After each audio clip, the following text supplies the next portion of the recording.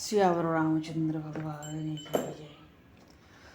शूर शंकर भगवान की जय। शिवा के प्यारे लाल की जय। वृंदावन वृंदावन की जय। सब संतन की जय। सब भक्तन की जय।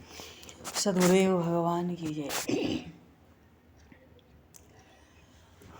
गंगा मैया की जय। यमुना माई की जय। सरजू माई की जय। गौ माता की जय। तुलसी माता की जय। पृथ्वी माता की जय। काशी महारानी की जय। जय जय श्री सीताराम। जय जय श्री राधे श्याम। नमः पार्वती पते। हर हर महादेव। अनंत कोटि ब्रह्मांड नायक सर्वेश्वर पूर्ण प्रातः ब्रह्म असंख्य कल्याण गुण गणले भक्तवांक्षा कल्पतरु शरणागत वत्सल भक्त वत्सल दीनबंधु दया सिंधु भगवान श्री राधा माधव की असीम कृपा करुणा से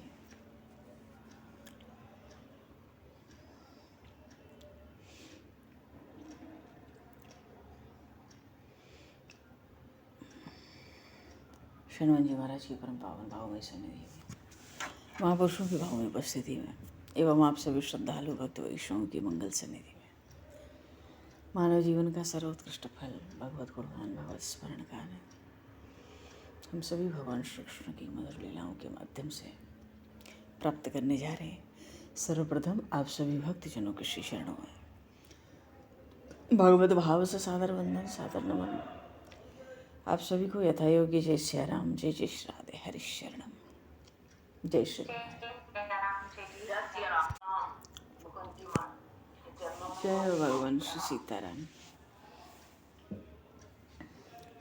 वंशी विभूषितकरान्नवनीरदाभात् पीताम्बराधरुणबिम्बफलाधरोष्ठात्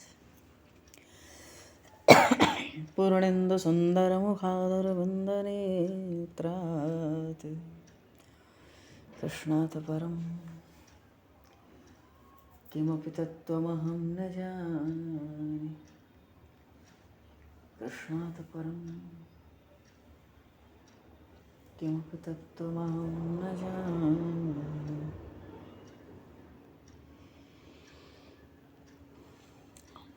पहले तो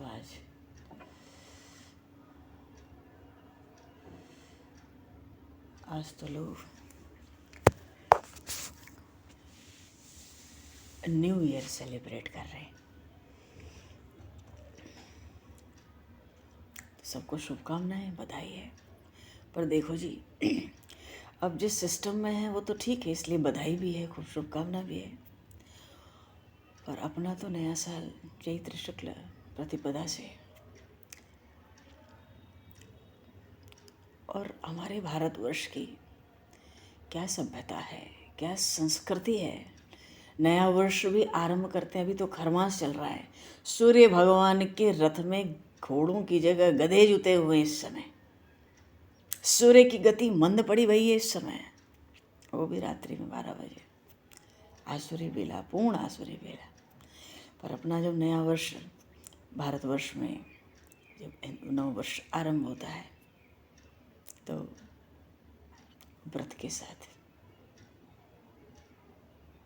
संयम के साथ, नवरात्रि से, अनुष्ठान के साथ, शक्ति की उपासना के साथ, और फिर 9वें दिन राम जी आ जावे, रामनवमी आ जाए तो फिर क्या पूछना है। फिर भक्ति शक्ति की उपासना करके मानो पूरी शक्ति लगा के अब भक्ति करो साल भर।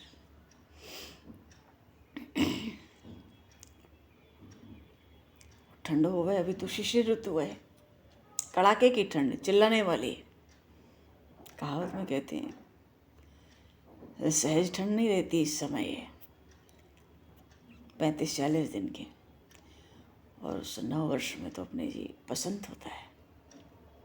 बसंत ही नहीं होता है, पंच तत्व भी नया नया रूप लेते हैं।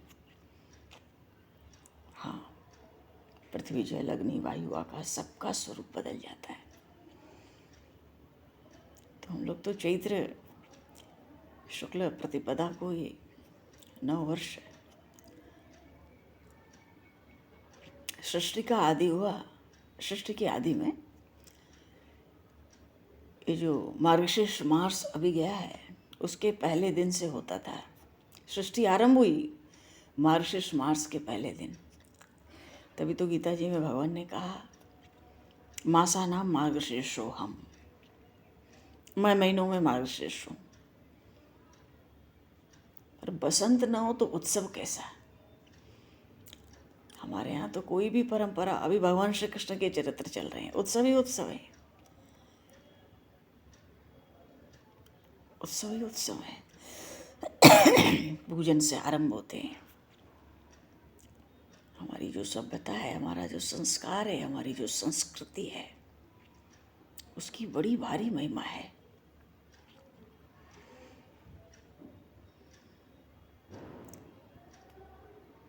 उत्सवों का मौसम ही होता है बसंत। अच्छा जी, फिर भी आज नया साल तो लोग कह रहे हैं, मना रहे हैं, तो सबको शुभकामनाएं, बधाई है। बोलिए श्री भक्तवत्सल भगवान की जय, श्री बाल कृष्ण लाल की जय। हम लोग अपने कथा प्रसंग की ओर चले। हाँ, कथा प्रसंग में भगवान श्री कृष्ण बाल सखाओं के साथ जमुना तट पर, और कालिया, असल में जमुना जी के किनारे कदम का, महाकदम का वृक्ष तो था ही, उसी पर चढ़े प्रभु और वहीं से कूदे। काली नाग का जो स्थान है वहीं से कूदकर उसमें प्रवेश कर गए। वैसे भी मनुष्य की गंध आ जाए तो फूं फूं फूं करता है कालिया। अरे वो तो नंदनंदन को काटने लगता है, और उसको क्या पता, विष भी उनका स्पर्श पाकर अमृत होता है। और स्पर्श क्या पाकर, क्या जो विषैले पदार्थ हैं प्रभु को देखकर अपना विष त्याग देते हैं। ये बात भरत जी ने चित्रकूट में कही थी कि मेरे प्रभु राम ऐसे कि सर्प हो या बिच्छू हो, उनको देखकर ही अपना विष त्याग देते हैं। पर ये कालिया दुष्ट है ना, अभिमानी है, काटने का प्रयास करता है। लेकिन कोई कितना भी क्रोध कर ले, और क्रोध करके अगर हम लड्डू काटने जाएं, मालपुआ काटने जाएं, तो क्या होगा? अरे काटने वाले का मुंह मीठा हो जाएगा, उसका क्रोध भी, मुंह मीठा हुआ तो क्रोध भी शांत हो जाएगा। तो ऐसी ही लीला तो हो रही है काली हृदय में जमुना के तट पर। आज अमृत को जहर काटने जा रहा है। बोलिए श्री बाल कृष्ण लाल की जय। अमृत को विष काटने जा रहा है। भगवान श्री कृष्ण अमृत स्वरूप है, और ये काली है विष, महाविष। तो अमृत को विष ही तो काटने जा रहा है, और चाहे कितने भी क्रोध में काटे। जब मिष्टान्न काटेगा, अमृत काटेगा, तो वैसा ही होगा, क्रोध भी शांत होगा। काटने के लिए कालिया दौड़ता है, पर कन्हैया, पूतना भी तो विष लेकर आई थी, क्या हुआ? उसका विष ही खींच लिया था प्रभु ने।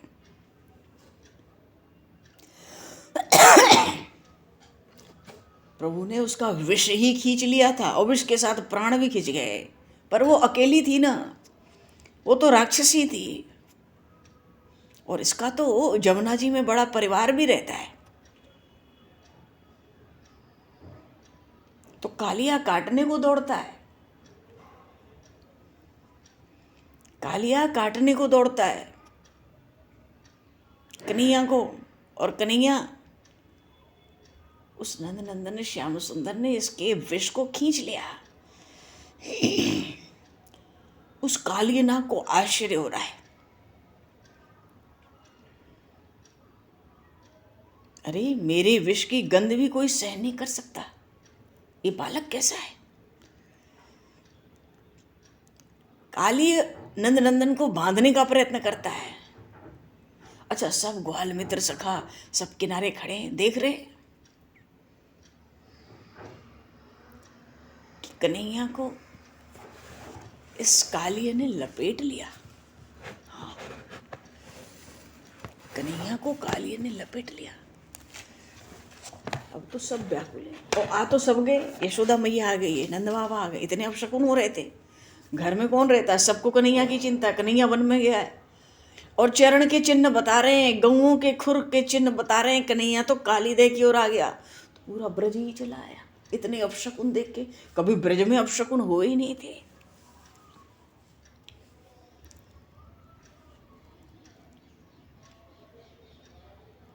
बेहाल पड़े हैं सब दृश्य को। गोपियां सब है, कन्हैया लाल के सब ताऊ चाचा है। महर्षि शांडिल्य भी आ गई। सबने देखा कि अरे इस काली ने तो लपेट लिया हमारे कन्हैया को। देख के सब रोने लगे, व्याकुल हो गए। कितने मूर्छित होकर गिरने लगे, कितने तो लगता था निष्प्राण हो गए। कन्हैया लाल हाथ ऊपर उठाते हैं और अपने सखाओं को ढांढस बजाते हैं, घबराना नहीं, मैं आता हूं। बोलिए श्री बाल कृष्ण लाल की जय। मानो उन भगवान श्री कृष्ण ने अपनी महिमा शक्ति प्रकट कर दी। काली के बंधन से अलग हो गए। अरे उनका तैरना तो सह नहीं पा रहा था। प्रभु तो जल में तैर रहे हैं। मानो ब्रजवासी दृश्य देख रहे हैं कि काली ने कन्हैया को छोड़ा, कन्हैया तैरता है, पर तैरने में जो जल उछल रहा है हाथों से भगवान के, काली उस वेग को सहन नहीं कर पा रहा है और घायल होता जा रहा है। मानो किस भारी समंदर की कितनी भारी उत्ताल तरंगे हैं जो ऐसी भारी चोट कर रही हैं, पर पूरा ब्रज देख रहा है कन्हैया तो तैर रहा है, हमारा रन्ना सा कन्हैया। प्रभु ने महिमा शक्ति प्रकट की, काली के बंधन से अलग हो गए। और फिर इसके बाद तो वो कूद कर उसके फण पर सवार हो गए। गरुड़ जी ने देखा, समस्त सृष्टि ने संभावना से परे का दृश्य देखा। क्या सर्प के सिर पर खड़े हैं श्याम सुंदर, कचनी से मुरली भी निकाल ली, अधरों से लगाया, नृत्य प्रारंभ हो गया। नीचे का पीतपट चिपका हुआ है, भिगा हुआ है ना घुटने तक, और नृत्य करने लगे, नृत्य करने लगे। सर्वकला निधान है ये प्रभु। वो जब प्रभु नृत्य करेंगे तो आकाश में देवता गंधर्व बाजे बजाएंगे। सबने संभाल लिए अपने अपने बाजे। आकाश से पुष्पों की वृष्टि, और गोप कुमार बार बार पुकार रहे, अरे देख देख, उस सर्प ने अपना फण उठाया, ये वाला। उसके तो 100 फण हैं कालिया के, एक फण का थोड़ा ही है। ब्रजजनों के तो नेत्र प्राण सब उस काली हृदय में जाके लग गए। और उन श्री कृष्ण का नृत्य कभी ताथी ताथी ताता थे, कभी द्रम द्रम द्रुम धुम धाम, और नृत्य करते हैं। ऐसे सृष्टि में भगवान की किसी लीला में ऐसा नृत्य नहीं हुआ। कालिया के 100 फण पर भगवान नृत्य कर रहे हैं, और करते क्या है, उसे अपनी एड़ी से चोट करके मारते हैं और थी थी करके नाचते हैं। कालिया का वध नहीं होना है, इस कालिया का मर्दन कर रहे हैं प्रभु। कालिय मर्दन कंस निकंदन, देवकी नंदन तुम शरण। काली को बहुत अभिमान है, और वैसे भी भक्तापराध कर चुका है। भगवान को अपने भक्त का जो अपराध किया है उसका भी तो हिसाब करना ही है। बड़ा अभिमानी है ये काली है। भगवान इसका मर्दन कर रहे हैं, एड़ी की चोट से मारते हैं और थे थे नृत्य कर रहे हैं। भैया सब ब्रजवासी ग्वाल सखा अपने कन्हैया लाल को घूर घूर कर देखते हैं। वो तो कहते हैं, देख देख कन्हैया के होठ हिल रहे हैं। कोई मंत्र बोलता होगा,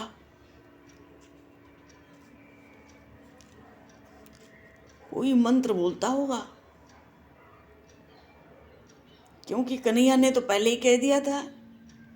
जब मित्रों ने कहा तू मत जा, जमुना जी में मत जा मत जा, कन्हैया मत कूद मत कूद, ये तुझे पता नहीं ये काली रहता है, बड़ा जहरीला नाग है, क्या करेगा, काट लेता है। कन्हैया ने तभी कहा था मेरा क्या बिगाड़ेगा, वो काटेगा तो मैं उसको काट लूंगा। मेरे गुरुजी ने मुझे नाग का मंत्र सिखाया है, मैं किसी को काटता नहीं हूं, पर बिना कारण मुझे कोई सताए तो मैं उसका दिमाग तो ठीक करूंगा।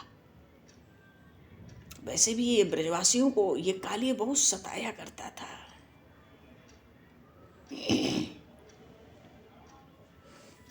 होस्ट हिल रहे हैं प्रभु के। बाल सखा सोचते मंत्र बोल रहा है गुरुजी का सिखाया हुआ, उस मंत्र से ये खुद कालिया को काट लेगा। ब्रजवासी बड़े भोले हैं। गोप सखा सोचते हैं जरूर हमारे कन्हैया के पास कोई मंत्र है। भैया देखते देखते उस कालिए का जहर, उसका विष बाहर निकल गया, रक्तों का वमन करने लगा, मुंह से रक्त फेंकने लगा, और उसका शरीर तो शिथिल पड़ता जा रहा है। और भगवान के चरणों की क्या शोभा हो रही है, उसके रक्त से लाल लाल हो गए।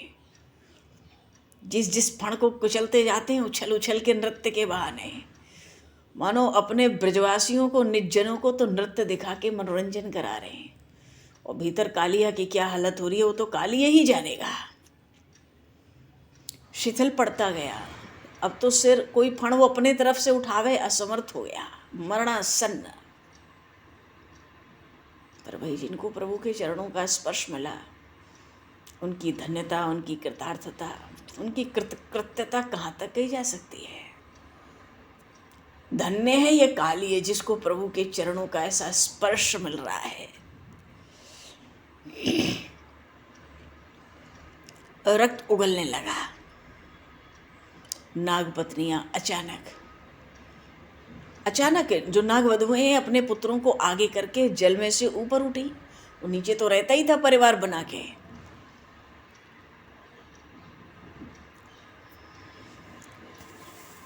तो सबने स्तवन स्तुति करनी है, मरेगा ही नहीं तो छूटेगा नहीं। भगवान का वंदन कर रही हैं, प्रभु से क्षमा मांग रही हैं। जितने गोप गोपियां हैं, गोपों के कुमार हैं, चौंक गए। क्यों? दूर दूर दूर दिखती है ना काली हर, दूर है उनके लिए। बड़ी खड़ी हुई हैं ये नागवधुएं अपने पुत्रों के संग, पर बड़ी दयनीय मालूम पड़ती हैं। उनकी ऐसी दयनीय हालत देखकर वो कन्हैया के आगे सब हाथ जोड़े न जाने क्या गिड़गिड़ा रही हैं। थोड़ा आश्वासन मिला ब्रजवासियों को। उन्होंने स्तुति की, नागिनों ने स्तुति की। क्या? हे सर्वेश्वर, आपके द्वारा दंडित होना भी मेरे स्वामी के सौभाग्य का सूचक है। कहाँ सुलभ होता है ऐसा सौभाग्य किसी को कि आप स्वयं उसको दंडित करें। अब इन्होंने अपराध तो किया ही था। दैत्यराज बलि केवल पा ही सके थे अपने मस्तक पर आपके चरण स्पर्श को, किंतु उन्होंने तो संपूर्ण त्रिभुवन का राज्य बड़े श्रद्धा के साथ आपको समर्पित किया था। और हमारे स्वामी को तो आपके चरणों का स्पर्श अचानक ही मिल गया, बिना कुछ दिए लिए। तो हे प्रभु, हे नाथ, हे त्रिभुवनपति, अब हम तो दासी हैं आपकी, आप कृपा करें और हमारे लिए हमारे पति के प्राण को प्रदान करें।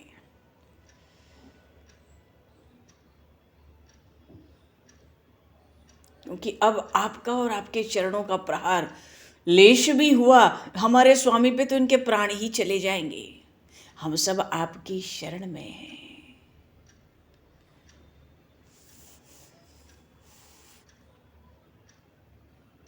कहती हैं कि हे भगवान, लोग हमारे पति को दुष्ट मानते हैं, पर हम तो ऐसा मानते हैं भाई हमारा पति श्रेष्ठ है। हे नाथ, दुष्टों को सजा देने के लिए तो आपका अवतार हुआ है, तो हमारे पति का ये कोई पूर्व जन्म का कोई पुण्य ही तो होगा जो आपके चरण हमारे पति के माथे पर पड़े हैं, चिन्ह अंकित हो गए हैं। तो ये मेरे स्वामी के पुण्य का ही तो परिचय दे रहे हैं। तो ये दुष्ट कहाँ है, ये तो श्रेष्ठ हैं। तो आप हमें सौभाग्य का दान करें। तो भगवान ने इस काली का वध नहीं किया। काली मर्दन लीला है ये भगवान की। उसके अभिमान को प्रभु ने चूर चूर कर दिया, उसके बल को, उसके विष को मथ डाला प्रभु ने। प्रभु ने काले को मारा नहीं, केवल नाथा है।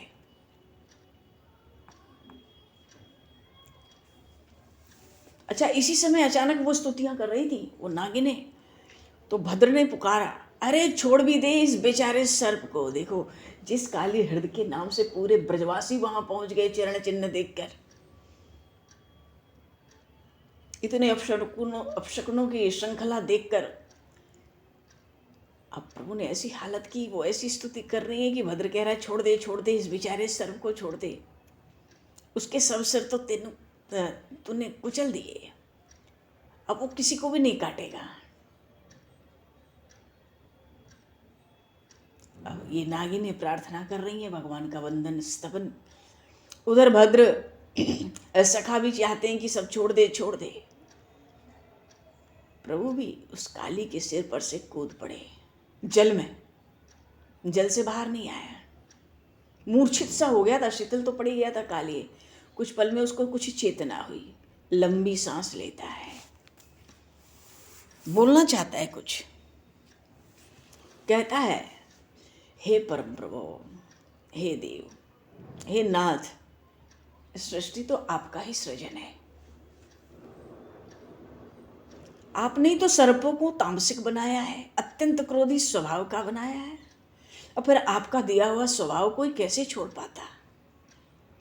आपके बनाए स्वभाव के अनुसार ही मैंने आचरण किया। इसलिए हे देव, अब आपको मुझ पर क्रोध करनी हो या कृपा करनी हो, जो उचित लगे हे प्रभु वही करें। अच्छा, एक बात है, काली के पास, उनके प्रभु के पास भी कोई समुचित उत्तर तो नहीं था। बात तो ठीक है, सृष्टि तो भगवान की बनाई, जिसको भगवान ने जैसा स्वभाव दिया, भगवान ने उसको आदेश दिया। उन श्री कृष्णचंद्र ने आदेश दिया कि हे महासर्प, तुम अब सपरिवार यहाँ से अपने आवास नागालय के रमणक द्वीप में चले जाओ। ये जो कालिंदी यमुना का जल है, ये सब जगह है हमारे गौधन के लिए, हम ब्रजवासियों के लिए, अन्यान्य मनुष्यों के लिए स्नान करने योग्य रहे, पान करने योग्य बना रहना चाहिए। भगवान ने उसको आदेश दिया, आज्ञा दिए, तू यहाँ से चला जा, क्योंकि ब्रजवासी मेरे ग्वाल सखा सब यहाँ जलपान करने आते हैं, हमारी गऊएं आती हैं। तेरे विष से यमुना जी का जल खराब हो जाता है, तू रमणक द्वीप में जाकर रहे।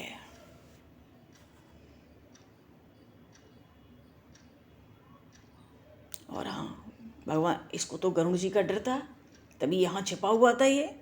और गरुड़ जी सब लीला देख रहे हैं उस कदम, महाकदम के ऊपर बैठकर।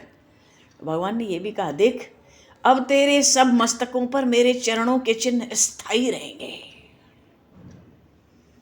बोलिए श्री बाल कृष्ण लाल की जय। ऐसा नृत्य किया प्रभु ने, ऐसा नृत्य किया कि भगवान के चरणों के चिन्ह उसके सब मस्तक पे छप गए हमेशा हमेशा के लिए। भगवान कह रहे, तेरे मस्तक पे मेरे चरणों के चिन्ह स्थायी रहेंगे, और जब चरण चिन्ह तेरे मस्तक पे रहेंगे तो अब गरुड़ तुझे आतंकित नहीं करेंगे। मानो प्रभु ने तो अनुग्रह कर दिया। पर गरुड़ जी को लगता है, भाई मुझसे तो ये काली है तभी निर्भय हो गया था जब ये जमुना में आके रहने लगा था, इस कालिंदी में। क्योंकि ये जो सूर्य सुता, ये जमुना जी हैं, ये मेरे स्वामी की पटरानी ही तो हैं। अब जो उनके गर्भ में रह चुका वो इनका पुत्र हो गया। मेरा तो सम्मानीय हो गया, काली तू तो मेरा भाई हो गया। गरुण जी समझते हैं अब मैं समझ गया इस पर मेरे स्वामी कृपा क्यों कर रहे हैं।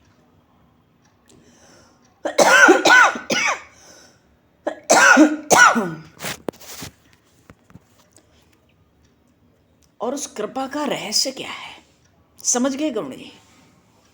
ये तो जमुना जी के घर में रह चुका है।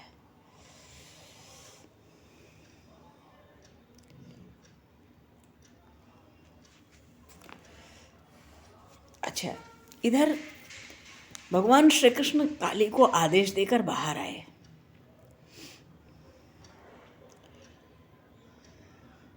अच्छा, इस बीच में कुछ पल के लिए जब काली ने को आदेश दिया भगवान ने, कुछ पल के लिए जल के तल में चले गए भगवान एक बार फिर से।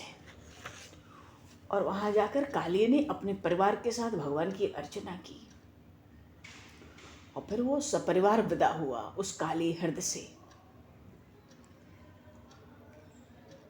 कहाँ गया? उस काली हृदय से गंगा जी में होता हुआ समुंदर में जाने को।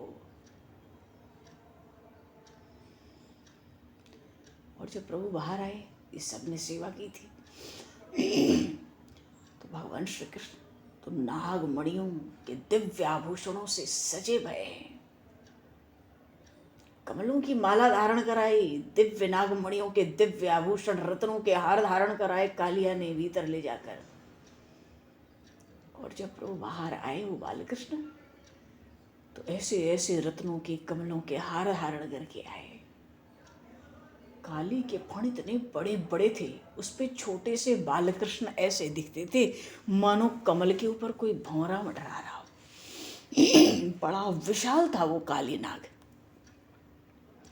अब मैया ने देखा, बाबा ने देखा, गोपों ने, गोपियों ने, सखाओं ने, इतनी उत्कंठा हो गई कि कब कन्हैया मिले और कब इसको हम अपने हृदय से लगावें। प्रभु बाहर आए, ग्वाल सखा अंकमाल देने लगे, मिलने लगे, सबको बड़ा आनंद, बड़ा आनंद छा गया। और प्रभु तो ऐसे मिलते हैं, प्रभु जब मिलते हैं तो फिर किसी के लिए देर नहीं करते, क्योंकि सब व्याकुल हैं।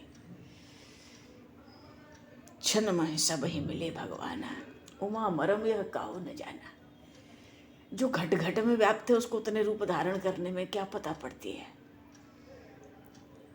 जो आनंद हुआ उसको क्या कहा जाए। और अपने दाऊ जी को, अग्रज को जब अंकमाल देते हैं, बहुत खुलकर हंस रहे हैं, ठहाके लगा रहे हैं प्रभु।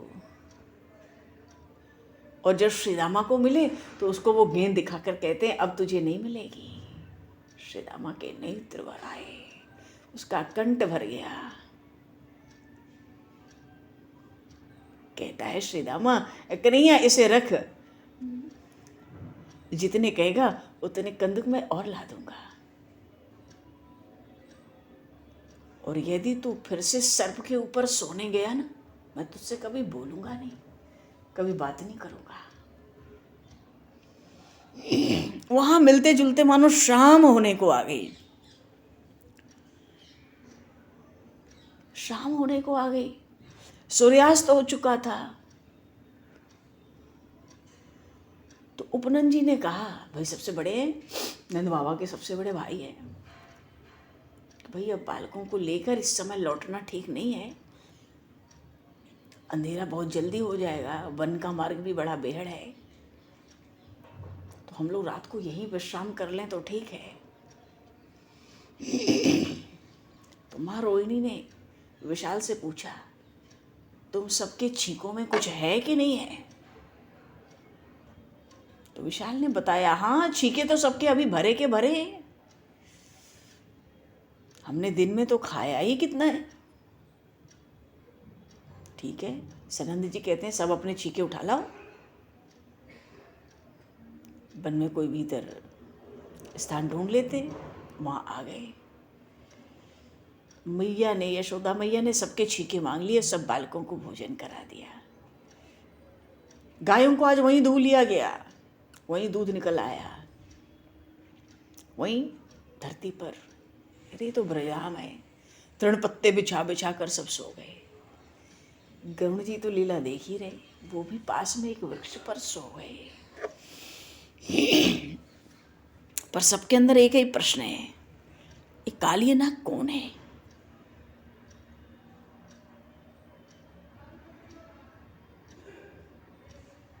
अच्छा चलो,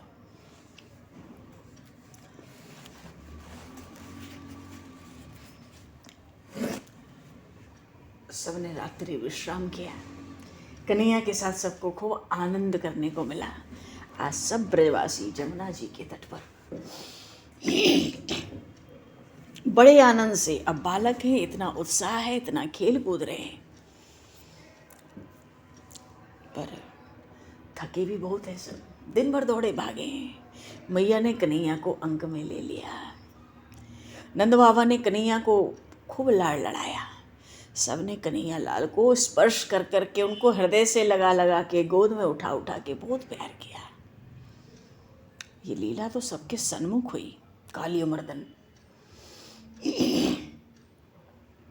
ग्वाल सखाओं में बड़ा आनंद हो रहा है। मैया सबको भोजन करा रही है, एक दूसरे को अपने हाथ से भी भोजन कराते हैं। कोई किसी की स्वादिष्ट वस्तु ले लेकर भागता है, कोई उसको पकड़ता है, कोई किसी को अपने हाथ से खवा रहा है, कोई कन्हैया के चरण दबा रहा है, कोई कन्हैया के मस्तक को अपने गोद में लेकर लेटा है, कोई उसके हाथ दबा रहा है, कोई उसका श्रृंगार कर रहा है। कन्हैया लाल गऊओं से लाड़ लड़ा रहे हैं, बछड़ों से लाड़ लड़ा रहे हैं, सबको सहला रहे हैं, मानो सोने के पहले सबको मिल रहे हैं। गरुण जी इस बड़ी आनंदमयी प्रेममयी झांकी को, दृश्य को देख देख कर गदगद हो रहे हैं कि ये आनंद सिंधु, प्रेम सिंधु भगवान अपने निज जनों पर कैसी कृपा करते हैं, कैसा बड़ा भारी प्रेम रखते हैं। बोले श्री भक्त वत्सल भगवान की, श्री नंद नंदन श्याम सुंदर भगवान की, श्री राम राजा सरकार की, श्री गौरी शंकर भगवान की, सब संतन की जय, सब भक्तन की जय, श्री सद्गुरुदेव भगवान की।